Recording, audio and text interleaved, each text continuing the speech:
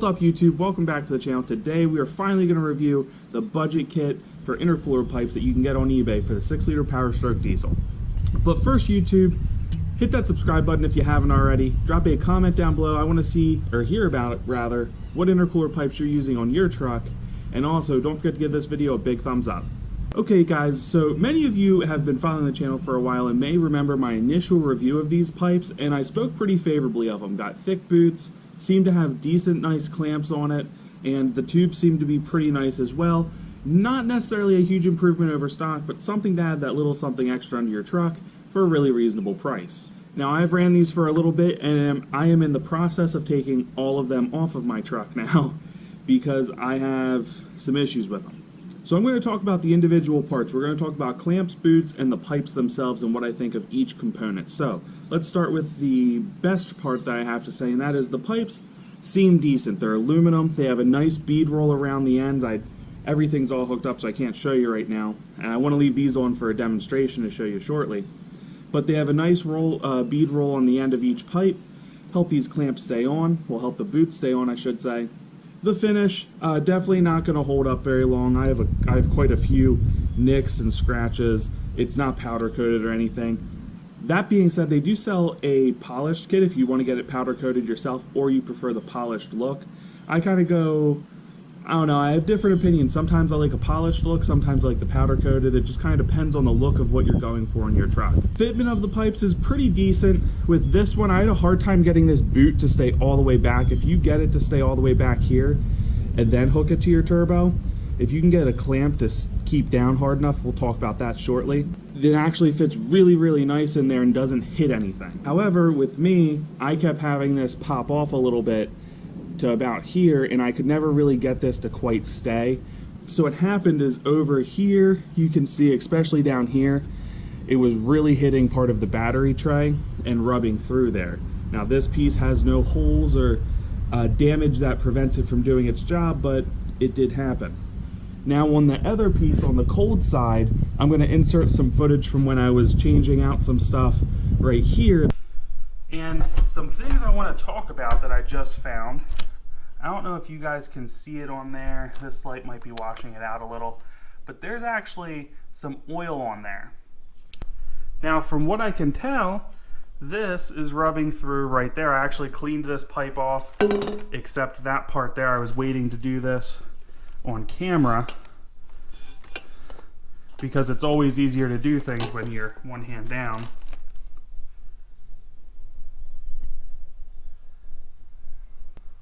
I don't know how well that's showing up, but there is a pinhole in there. So we are losing boost, even if it is just a really small amount from that. But checking all around, other than that spot, it's in okay shape. Definitely the finish hasn't held up well. It's pressing against stuff in there. So I originally was going to offer to sell this kit to somebody with the intake elbow, but I can't sell a kit that I know is damaged. So there was somebody interested in it. If you're still interested, if you can weld aluminum and fix that piece, then the kit's yours if you can come up and get it. I will not be shipping it out, but if you are willing to meet me locally, I will happily give you this setup when I'm done with it in the very near future. So I'm not sure if in the clip that I just showed you if I told you, but why this piece rubs on that part is because of my SMB filter. Now SMB has changed their filter out to a new design, and I'm probably going to purchase it, even though I actually prefer this design much more. It's a small difference, and it can be, the things I don't like about it I can actually overcome. So it's not a huge deal, but I do prefer this larger setup. However, the newer one does seem to fit in there just a little bit better. So that's it for the pipes themselves. Like I said, they're decent pipes. Obviously, they're budget. Don't expect any increase in performance from them, but they are kind of nice, so keep that in mind. Now we're going to go to the boots. And initially, I said great things about the boots. I thought they're nice, they're thick. They seem to be quality made on similar level to my riffraff boots, which were much more expensive.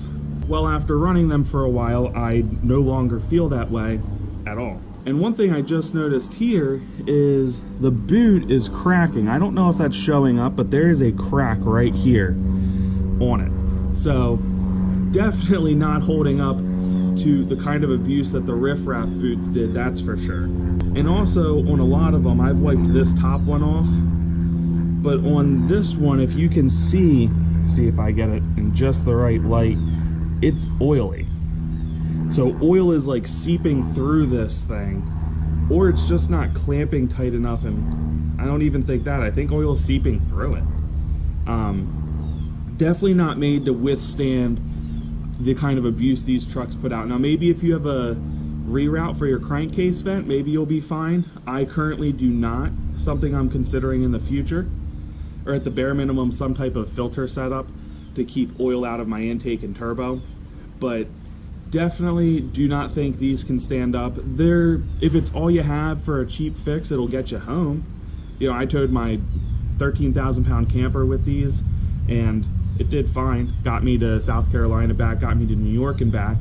But definitely between the crack and whatever is happening with this leaching through thing, and I don't really know. If you guys know, drop a comment down below if you know what's happening here. I'm inclined to think that maybe it's leaching through, and that's the issue. But like I said, if you know, drop a comment down below.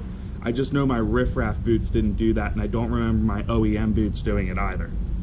Now lastly, I want to talk about these clamps, because again, in the initial review I said they seemed nice and didn't understand why some people didn't like them. Well, I now understand, and I'm going to explain it, which other people just said they were garbage. They didn't really say anything about it, just they're crap, and I have a hard time taking that at face value. I want to know why something doesn't work. If you guys can see here, so this is the adjustment in here. So when you loosen these up, these get wider, these 2 points.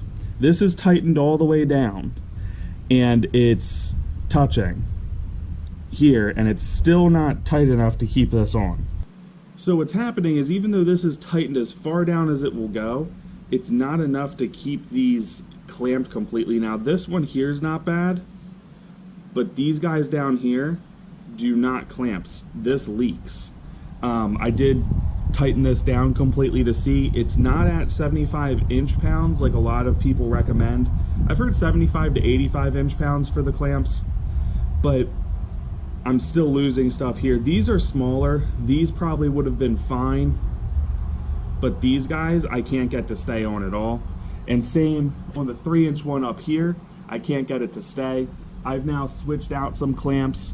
I only have one of their clamps I'm still using because I've ran out of good clamps. I thought I had an extra one lying around, and I did not. But they are awful. I've stripped 2 of them out, trying to just tighten them down. One stripped out like the second time I clamped it down, so definitely the clamps are awful. I don't recommend the clamps. I used to feel like even with the clamps, like it was a decent budget-friendly kit that looked good. But when you start looking up the price of nice clamps, you're talking a fair amount of money that you could probably save if you just bought nice intercooler pipes from the start. Obviously, I am a little biased. I like my MBRP setup here. No Limit Fab has a nice setup. Josh loves his Mishimoto setup.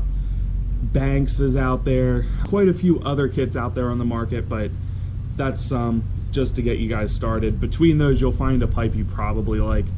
I really like this. Looks like an improvement to me. Nice smooth bends, all mandrel bent piping for the hot side. And again, this looks to be all mandrel bent, but I don't think it's necessarily an improvement in stock.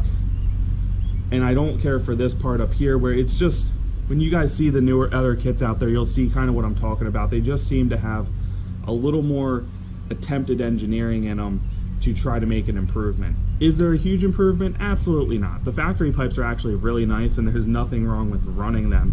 They're steel, and they work well, and they don't get beat up, and they handle abuse very, very well.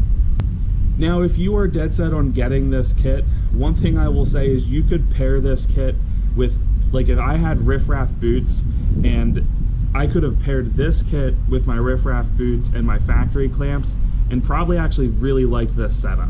So it is something to keep in mind if you're looking for something different and you already have a good set of intercooler boots and clamps. Just switch them over to this, you'd probably be fine.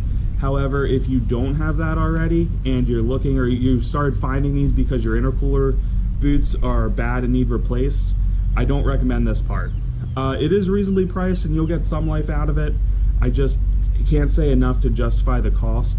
If you spend a little bit more, probably the best price is Mishimoto. I don't care for one of their designs in them, but probably the best price. I think you get that whole kit for like $350, and you're not going to have boot issues. You're not going to have clamp issues, and the pipe is really, really nice too. So, and it's probably the most overall reasonably priced kit. One of the more expensive ones, definitely no limits, but again, really quality stuff that you're not going to have issues with, guys.